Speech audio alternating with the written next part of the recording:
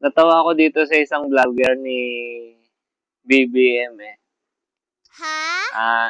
Nagpa-picture siya ng may hawak na mic tapos ang caption niya, pwede nang maging reporter. Wow! Reporter na nagpapakalat ng katotohanan at hindi fake news. Ulul.